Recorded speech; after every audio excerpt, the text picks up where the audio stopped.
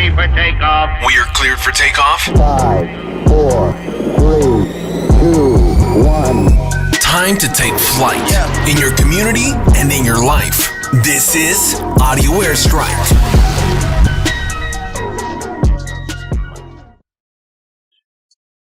Hey, what's up, everybody? This is Audio Airstrike. I'm Everett, Hall-McNeill. Thank you for joining us. This is episode 202. With me at this time, he is a musician, a proud father. He is also a provider for his family in a lot of ways, and a musician for a lot of creative stuff. He's also pretty much a traveler in some cases. He's been around the U.S.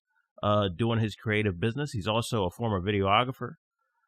Ladies and gentlemen, back with me at this time, Jon Garcia is with us. Jon, pleasure to have you on the show. Appreciate you.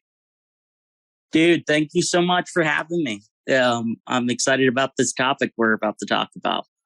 Yeah, so let's get right around to it. It's the slap heard around the world. Will Smith slapped Chris Rock in the face. I'm gonna say this starting off. This necessarily to me wasn't a slap directed straight at him. This was a slap that was a combination of everything that he had gone through. And also this was kind of like one of those moments where I've dealt with so much stuff and so much hearsay over the past year about my wife being with an R&B artist, the entanglement jokes, especially how he looked on a Red Table Talk. Not just that, but just over the years being pegged as soft or the okay black guy to be around, or beta male-ish at times. So all of those jokes, not just from the past year and a half, I know it's been harder on that vein, but over the course of a 20-year career, more than a 20-year career, a 30-year career if you want to be frank, he has smiled and dealt with the attitudes, the sneaky looks, the disses, and he finally had enough. And standing right in front of him was Chris Rock that said a joke that put him over the edge. Now, keep in mind, I know people are going to say, well, what about Chris Rock? Chris Rock did mention about Jada's wife in 2016 judging or putting on a joke that was judging her importance of sitting out for the Oscars So White protest. So this ain't the first time Chris Rock has had Will Smith's wife Jada's name in his mouth. Now, this event caused social media to split. Some people are saying Will was right for standing up for his wife. Some people were saying that Chris Rock handled it well, because he could have easily had retaliated or slapped him back. My standpoint is this, right? I don't know if they had a conversation before this. I hope they did, but I have been in moments where I'll give somebody a warning, they disrespect me by not adhering to that warning and continue to disrespect me, which then causes me to resort in a way where I'm acting angry, I'm yelling at them, and then they finally get the point. Sometimes in life, and I'm not condoning violence, but if somebody already gave you a verbal warning and it was very graceful, that if you end up getting the crap slapped out of you, you probably deserve that. That's if they had a conversation. Because at my age, I am not with the kumbayas or having an extreme amount of patience for disrespect. I'm not tolerating, nobody else should tolerate it. But another caveat to what I'm noticing is that Will Smith has gotten into the content game, posting more on social media, dropping the veil down. I am concerned about mega celebrities dropping the veil down and not keeping that mystique, because you are opening yourself up to be criticized on the level of the everyday content creator that starts to become a public figure. So the level of playing field starts to get on the same heat that they catch, you gonna catch. So when you do that, that's something that people got to be mindful of. And what I took away from this is that it was a boiling point. Everything that anybody has said, anything that anybody had said behind his back, tabloids, people are talking about your children, just any kind of way, and they don't even take the time to get to know them. Just a lot of hateful stuff that was building up. That was not a slap for Chris Rock in particular.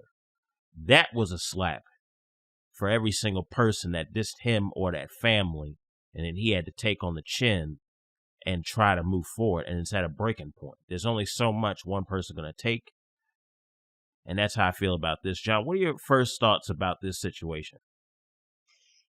It's very, very complicated. First, let's read the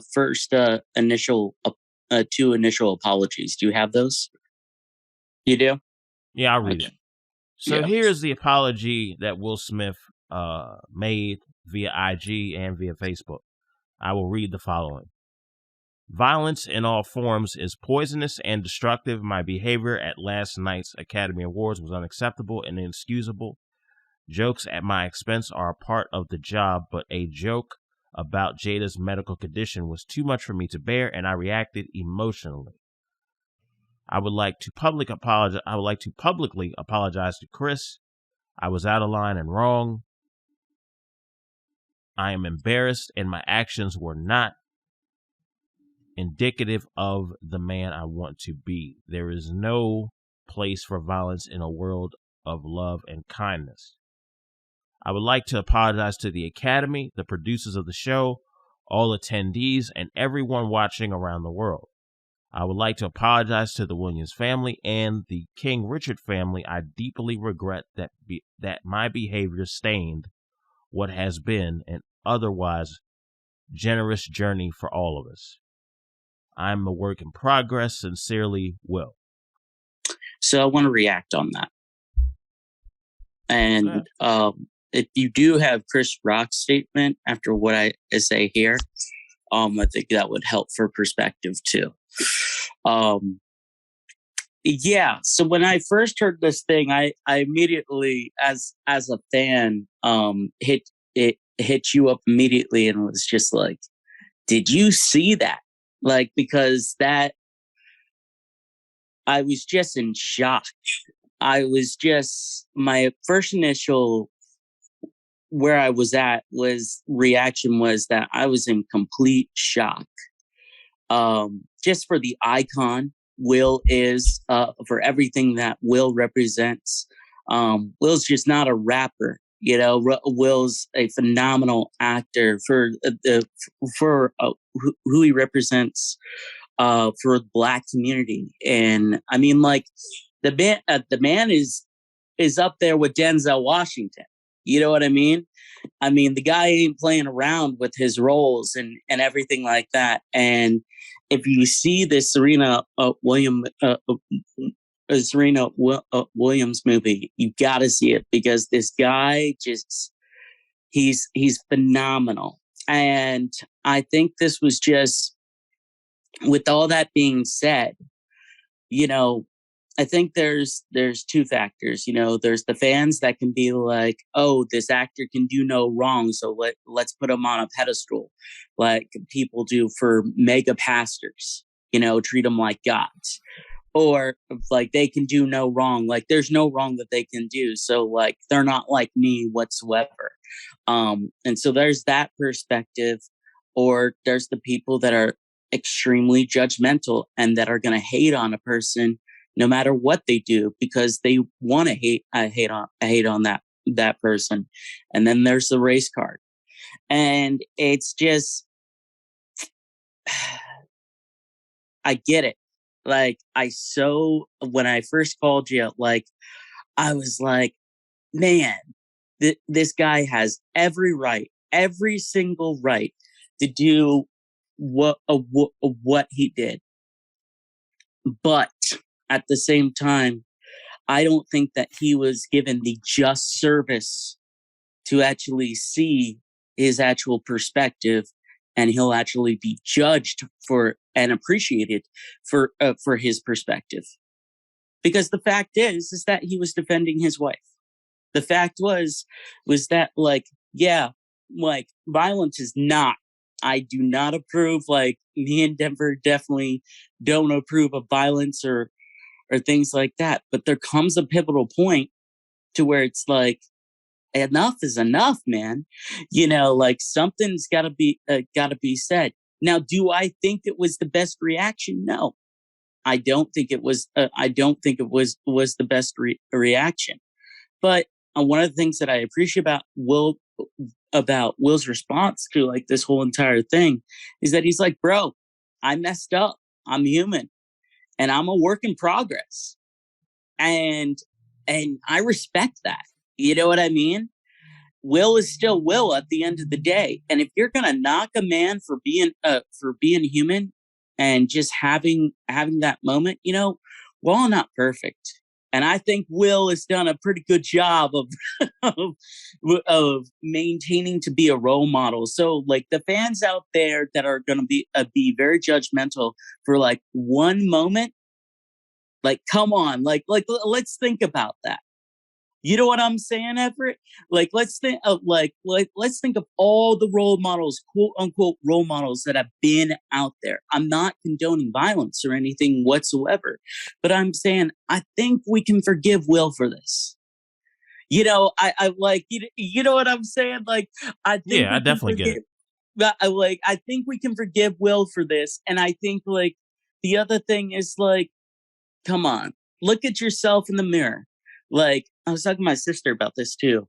I was talking to Liz about this. Like, you gotta, like, consider, like, perspectives here, because this is way bigger than a moment than a lot of people realize. Like, everybody thinking that, because I got a lot to say about it. Everybody thinking that, like, Jada put Will up to it. That is just not a thing. Will is his own man and things like that. And here's the other thing: you don't even know what the hell is going on in their relationship. You know what I'm saying? Like, if you pay attention to, like, because I read an article that was saying, well, you know, Jada had cheated on this and that, and, like, those are issues that have stemmed from their relationship years ago. And if you actually watch the Red Table Talk, like, they've been very open about them issues. They've always been real open about them. Like, they've been open. They've been open about it, and I totally understand. You know, if you're open about something, it kind of, I guess in a strategic way, it kind of takes the heat off something. But this is the internet that you're talking to, and when you put something out there that is on the table for everybody to debate, discuss, be on every single podcast and talk about it and discuss it and review it. Right. You are allowing a bunch of people to have an opinion, whether they are right, wrong, or indifferent, or whether they are right of a certain level of ethical, moral standard codes or not.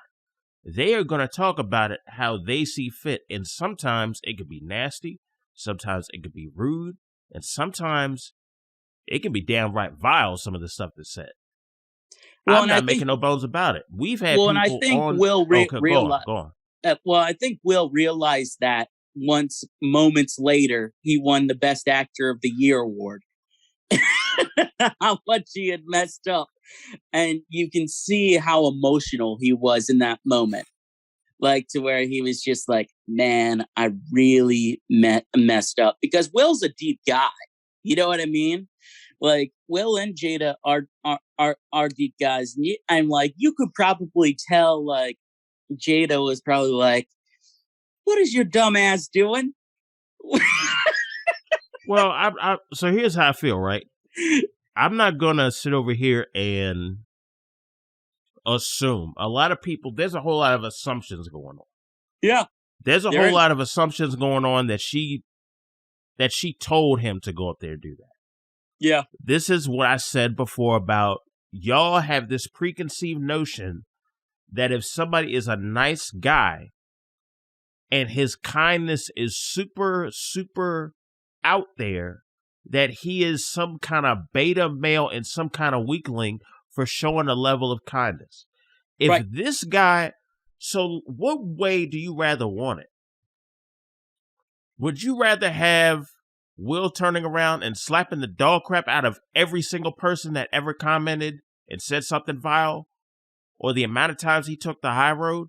Do you want him to turn around and slap the dog crap out of everybody? Because if he did that, let's say hypothetically he did that, y'all be making him out to be the villain, and then there'd be a whole nother conversation as to how black men are naturally perceived as violent. Here's somebody who for 20-some years has been the example of a black person that doesn't resort to violence first. But he's human too, going all the way back, defending his wife. Right, and we're going all the way back to like Men in Black, like 90s. Yep. Like that's a long time, and a lot of people didn't know about the issues that they were having, like until the Red Table Talk was open about them issues. Like the Will Smith family have kept a pretty good cover up about their issues until like the last 5 years been open about it. But here's the thing. Like I said before, they did it for content. And when you do something for content and put your personal life out there and you drop the veil, you're allowing anybody to comment. Absolutely. I mean, anybody to comment. And obviously that's having an effect on Will. I want to switch gears and I want to talk about Chris. Now, as it pertains to Chris,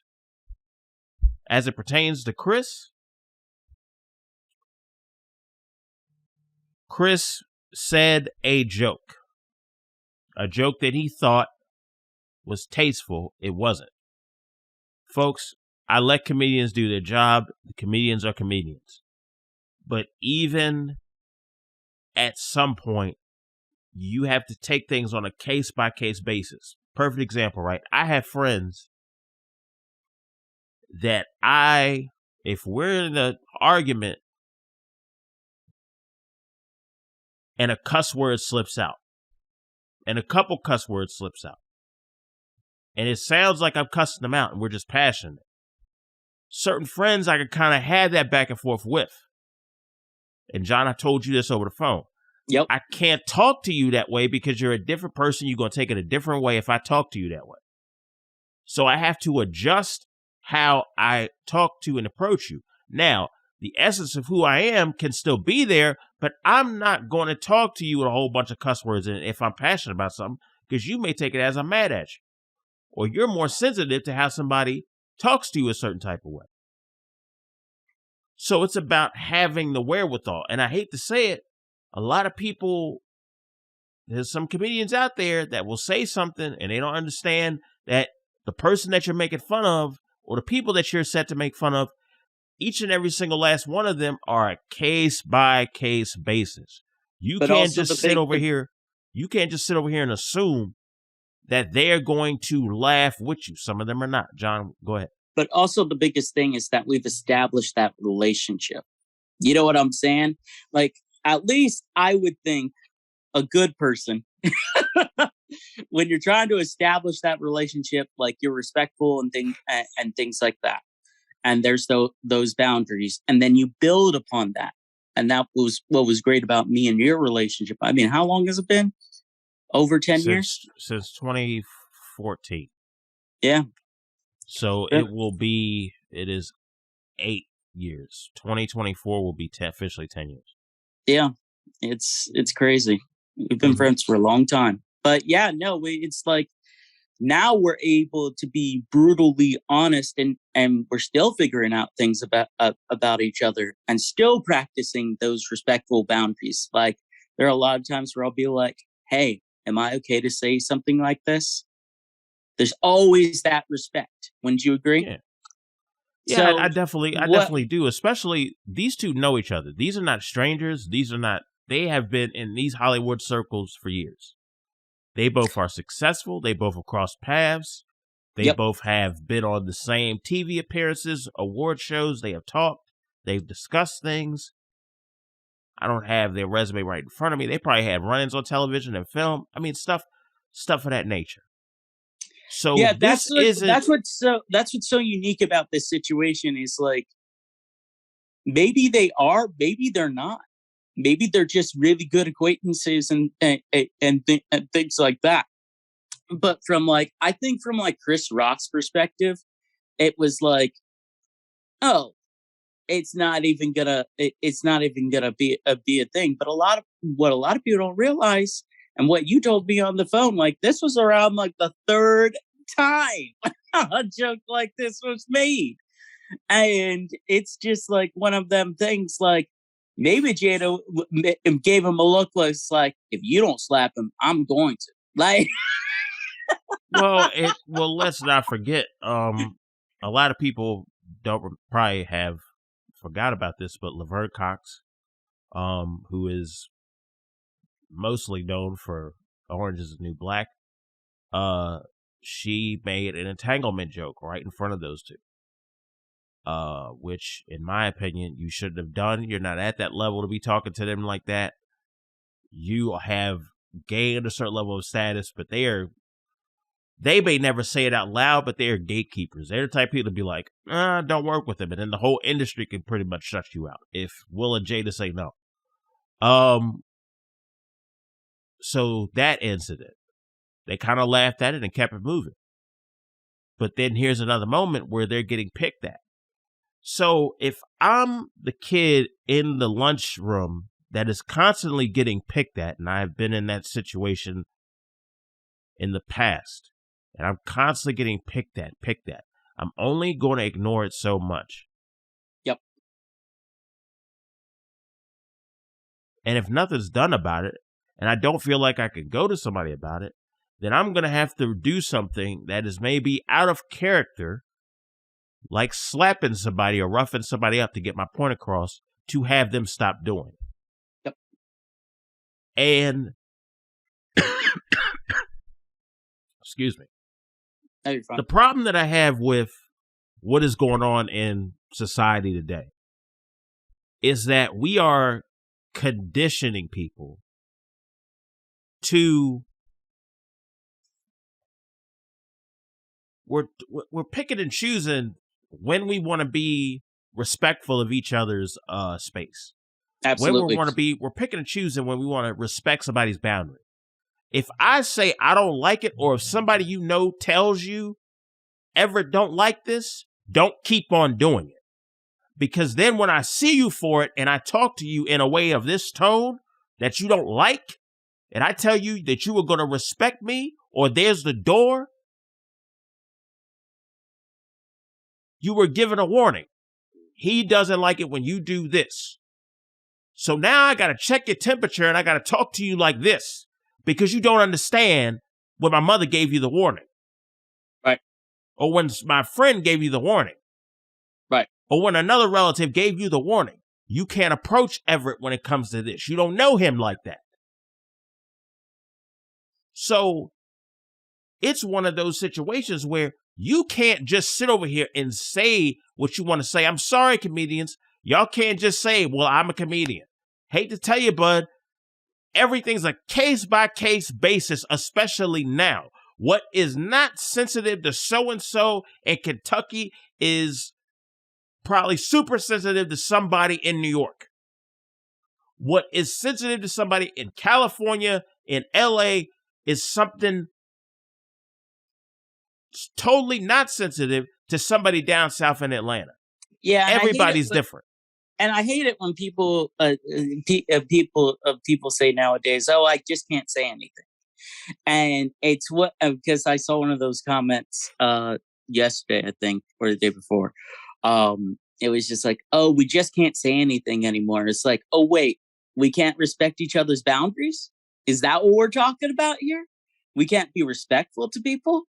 So because it's basically insufficient for you or inconvenient for you, and you're not in that position, or at least trying to understand that position, because that's really what it comes down to. It's perspective, because you're not in that position because, and I'm sorry to pull the race card, because you're not in that position because you don't know what a black person feels like in that moment, and you don't know the the repercussions that a black person has to take. Because, like, let's not forget, like, it's been a while for like the Oscars to accept of people to be a part of the Academy.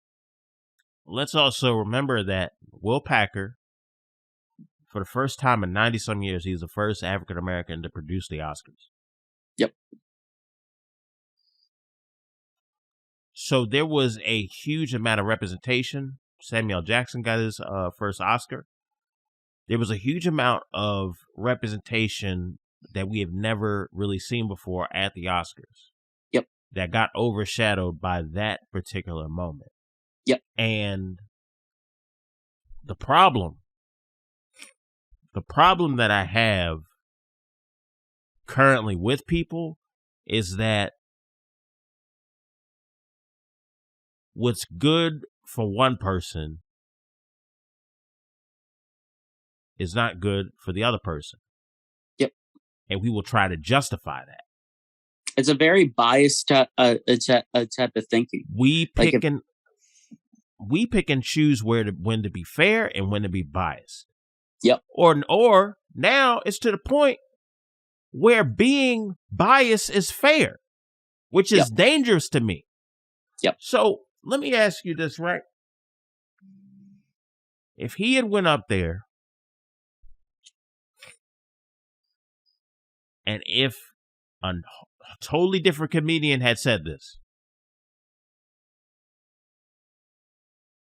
and the comedian happened to be of a different race, Caucasian, whatever you want to call it, has no clue about black women's hair, has no clue about the fact that Jada was forced to take on European hair and her hair is naturally curly because that's what Hollywood wanted.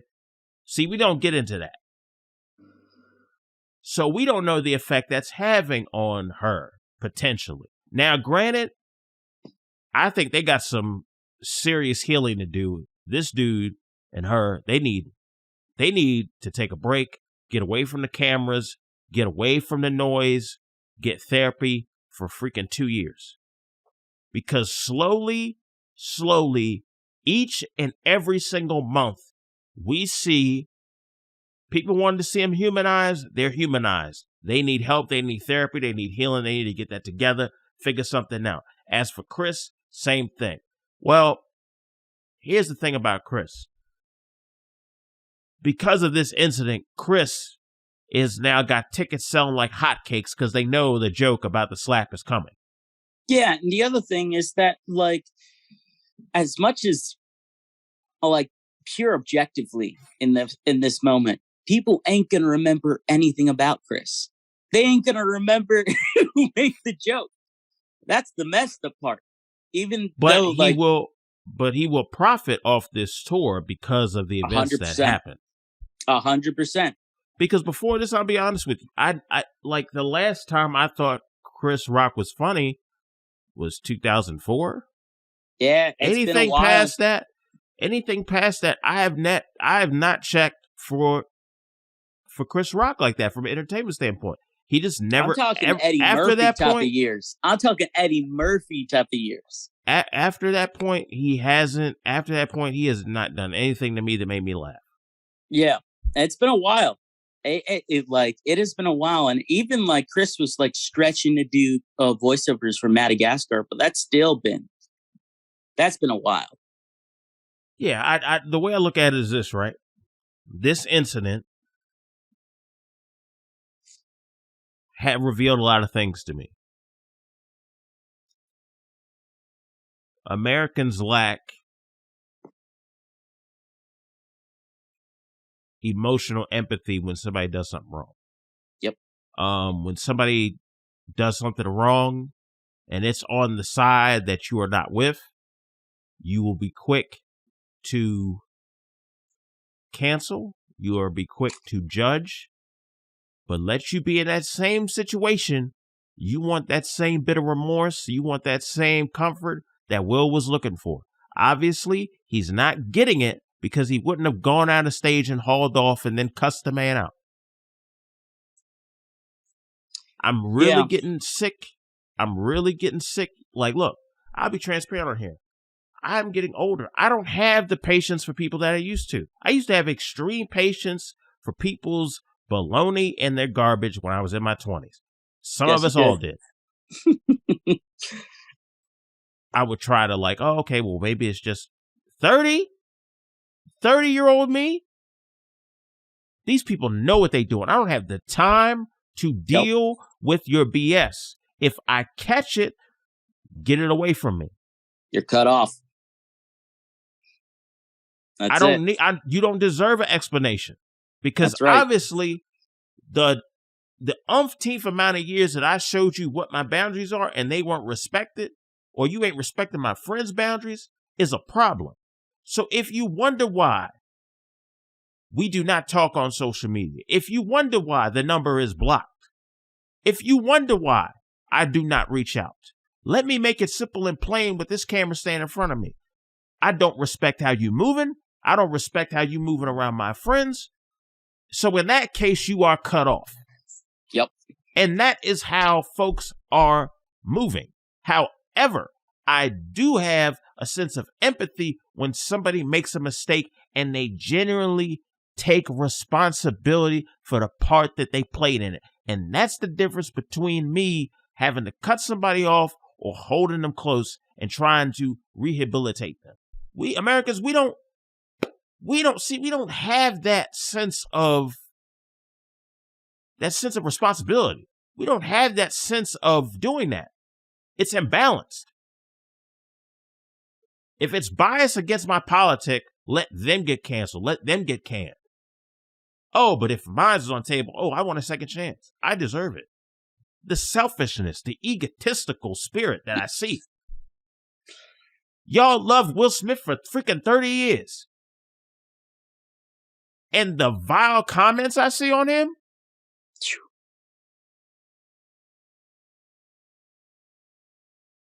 this man has gone through hell that you don't know about, that caused him to walk up on that stage and slap that dude. Some of y'all lucky he ain't slapped y'all. Mm-hmm.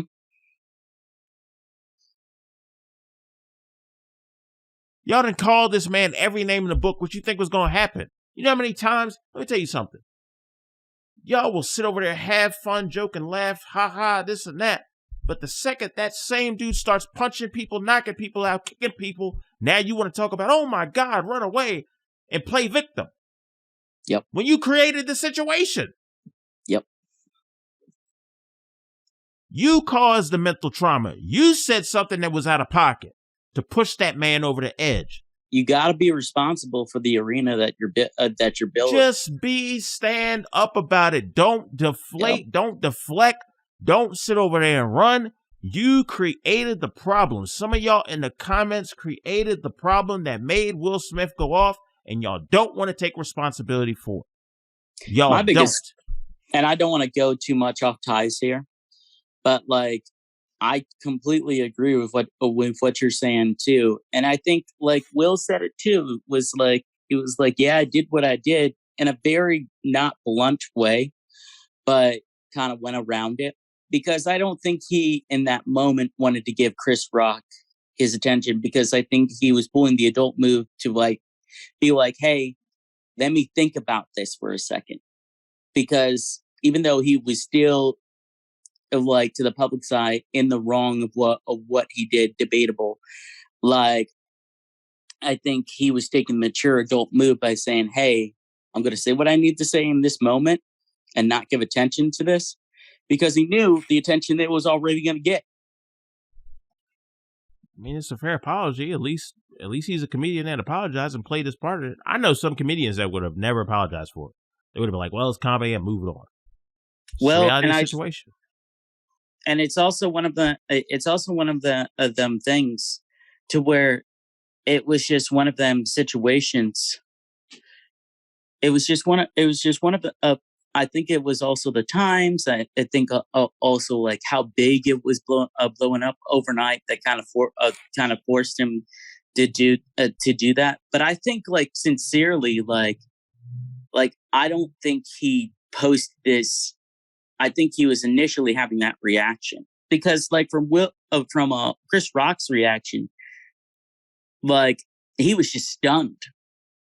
He was just stunned. I don't think he more so felt the slap. I think he more so felt the emotion in the moment to where he was shocked that this had even happened. And I think that says a lot about a person. Like, bro, you got to be able to take a step back. And I think in a way, like in that moment, I respected Chris Rock because I was like, because me and you are the same way. Once you disrespect me, ties are cut.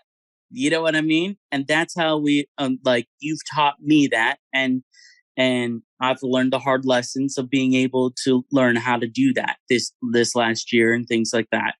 But like, it's also like, it's just one of them things to where it's like, if you actually come back and you apologize and you're sincere about it and you actually show your actions with that, that's my biggest thing here is like, is Will going to actually make moves to actually be sincere and things like that? And is Chris going to make moves to actually be sincere? Will's got a lot to overcome here because like you said, Will's relationship is out in the open and there's obviously some problems that are going on. And I do personally think Will needs to take a break. He needs to at least take a year. A year will do wonders. A year will do wonders. And I know that might be hard.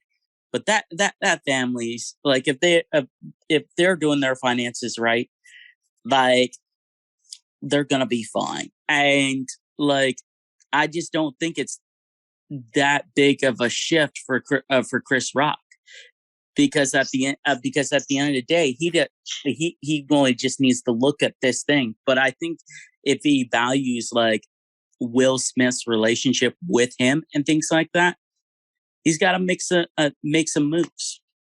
But I think like when somebody was asking me this week, because I was talking to a work friend about this, like they were saying to me, they were like, "How do you think this is going to affect like his legacy and things like that?" And objectively, that's a hard question to answer because, like, in this moment, sure, like people are gonna think about that slap, but at the end of the day, like with time, and as long as he does the things in his relationship, he does the things sincerely for his legacy, and he keeps on doing what he's doing, he's going to be just fine because Will has been who he's been. But the accountability that I bring to the audience that is being judgmental and has all the criticisms, like first thing, are you looking at your life first? You know what I'm saying? Are you looking at your life in that also, moment? Are you able to provide a solution that can make Will Smith's life better? If you can't, then I suggest you stay off of social media and stop putting your negative, vile opinion out there for people to see. Right. And you were sitting there bleeding on other people because you got trauma you ain't dealt with yet. Go Right. on, John. Yeah, no, it's that, but also like, I lost my train of thought. Sorry about that. No, it's okay. It's okay. It's definitely that, but it's like, are you like having like this the stigma to like, oh, I had the thought. I'm so sorry. I had the thought, but really what I'm trying to say at the end of the day is like with Will Smith's situation, I think that we just need to really practice our empathy for somebody who's done a pretty dang perfect job on being a role model and being like, shit, man. People were talking about Will Smith being the next president for the longest time and joking about that and things like that. And if you look at this guy's career fully objectively, has he ever done anything like this? No. So I think we can forgive him. And honestly, we have no business judging Jada and Will's issues. So I don't understand where this like platform came to where it's like we're higher than Will, so we can judge him. Like, screw that. I just hate that mindset. It's like, well, you didn't try to like go over the hurdles that like Will separately and together have done. Like, I just don't understand the entitlement. I really don't. I don't understand this fan entitlement to where it's like, oh, well, right when you're down, I'm gonna poke at you, and it's like, bro, who are you? You know what I'm saying? And it's like, like it's hard enough to have one successful year, but to do it for 20 years in the fashion that they have done it. Yeah, I'm gonna close it. This is my closing statement, and I'm gonna say this, right? I just think it's wrong. That's all I'll say. I just think it's wrong. I definitely agree. I'm gonna say this in my closing statement. The reality of the situation is that we need to give Chris and Will the grace that is needed to learn from this situation and become better people.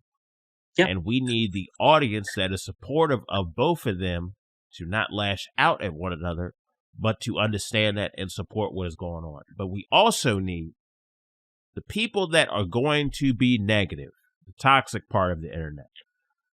Y'all gonna need some therapy too, because there's only so long before y'all keep being toxic to the point you just poisoning yourself. Yeah. That's only gonna last for so long. As you get older, you're not gonna be so quick to worry about what social media thinks about your opinion. I have done this platform for a long time. And I'm going to be honest with you. I say how I feel on this show as respectfully as I possibly can, because I'm aware that everybody thinks differently from me. But I also lead with a certain level of empathy and try to put myself in that situation so I can give a fair, objective take on what we are seeing. Yep. So with that being said, I think that what is going to scream out better, more so than the negativity, which I know is loud, is everybody learning from this situation and also having deeper conversations on how we handle conflict, how we handle anger, how we handle adversity.